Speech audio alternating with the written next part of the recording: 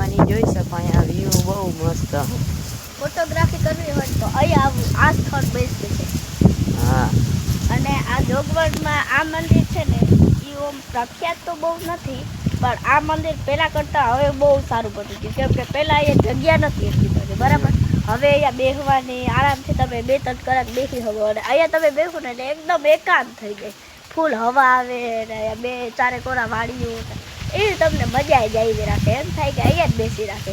હવે 1 કલાકથી અહીંયા આવ્યા છીએ, હજી અહીંયા જ બેઠા છીએ અને વ્લોગ ઉતારી છીએ. અને આપણા ગાડી સાયકલ ને એ બધું છે, તોય આપણે હાલીને આવ્યા. એ કેમ? તો અમને એમ લાગ્યું કે મંદિરે જાય તો એકવાર હાલીને જ જઈ આવીએ એકવાર. તો જોઈ લો મંદિરનો સીન કેવો મસ્ત લાગે છે મિત્રો, જોઈ લ્યો. તો હાલો હવે અંદરનું દેખાડ દો, આમ બહારનો નજારો.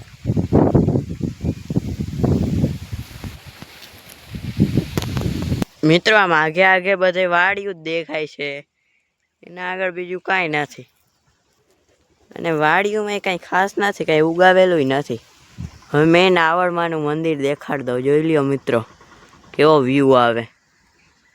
અહીંયા તમને બોર્ડ દેખાડતો હશે શ્રી આવડમાં, અહીંયા જોઈ લ્યો, ઊભા રહ્યો. આમાં અહીંયા એક વડલો છે, તમે જોઈ શકો. એ વડલે છાંયો બહુ આવે મસ્ત. અને અહીંયાથી મંદિર બહુ દેખાય મસ્ત, અને સ્કાયનો વ્યૂ, આ હા, જોઈને આપણે બહુ મજા આવી જાય. તમે કહેતા હશો કે મેં ઘરેથી વ્લોગ કેમ ના ઉતાર્યો? મારે ઘરેથી વ્લોગ ઉતારવો હતો, પણ બહુ ઘણાને ફોન આવતા હતા ને એટલે મેં ઘરેથી વ્લોગ ના ઉતાર્યો. મેં કીધું અહીંયા અડધે પૂગીને જ ઉતારી. ફોન તો આપણે ભેગો જોઈ તો એ ભૂલાઈ ગયો, હાલો ને. તો અહીંયા આવીને ઉતાર્યો તો ખરા ને, એ જોવાનું. તમે લાઈક શેર ને વિડીયોને કોમેન્ટ કરી નાખજો, એટલે તમને માતાજીના એટલે ભગવાનના દર્શન થઈ જાય. છેલ્લે લાગી બ્લોગમાં બન્યા રહેજો, જોઈ લ્યો. આ આપણો મિત્ર વળી બ્લોગ બનાવવાનું ચાલુ કર્યું. તો હાલો હવે અંદર જઈને એકવાર દેખાડ દે. આપણે મંદિર આવ્યા હોય ને ટંકોરી ના વગાડી એવું તો બને જ નહીં. વાગતી નથી, વાગી ગઈ. આપણે વગાડીને એવું બને નહીં, વાગે.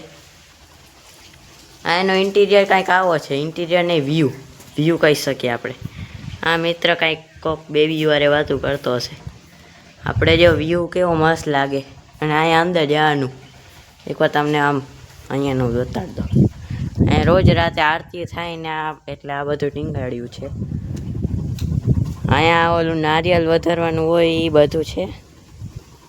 મસ્ત લાગતું હશે. અહીંયા નારિયેળ ફોડી શકે, અહીંયા પાણી પીવાનું. અને આ મોટી ધજા જોઈ શકો મિત્રો.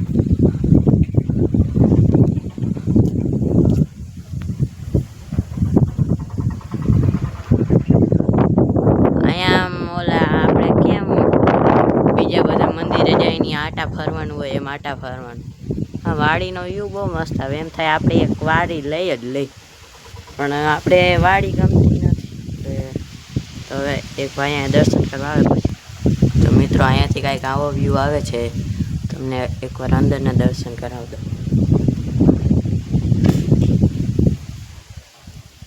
એક ભાઈ અહીંયા પાઠ પૂજા કરે.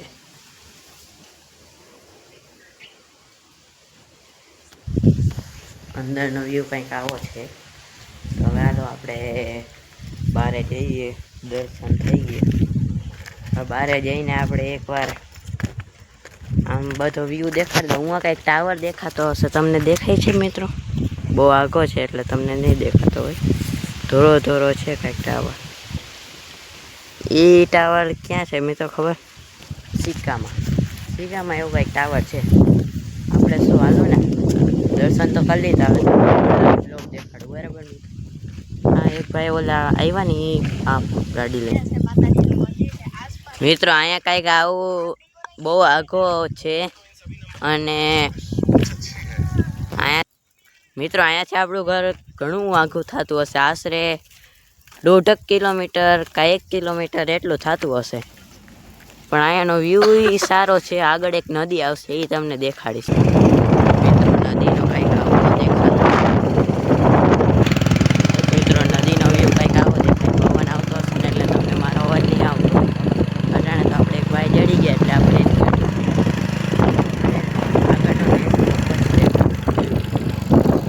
મિત્રો આપણે ગામમાં પહોંચી ગયા છીએ અને હું આ ગાડીમાં આવ્યો ને એટલે સરખું કાંઈ દેખાણું નહીં નદી ને એવું કંઈ. આ મિત્ર આપણો ગાડીમાં જ બેસી ગયો. એક ભાઈ આપણા ભાઈબંધ હતા તો એ કે હાલો આવું છે, તમે કીધું હાલો આવી દે. અહીંયા ગામનું આ સમાજ આ કંઈક છે આપણે શું ગ્રામ પંચાયત. અને હવે ગામમાં આવીને આપણે અહીંયા બ્લોગ સમાપ્ત કરી દઈ. હવે મળી બીજા નવા મિની બ્લોગમાં આ તો આપણો બહુ મોટો બ્લોગ થઈ ગયો એટલે હવે આપણે મળી. આપણો મિત્રો દાંત કાઢીને ભાગે છે, એમાં શું દાંત કાઢે. તો હાલો મિત્રો હવે મળી બીજા બ્લોગમાં. અટાણું બાય બાય.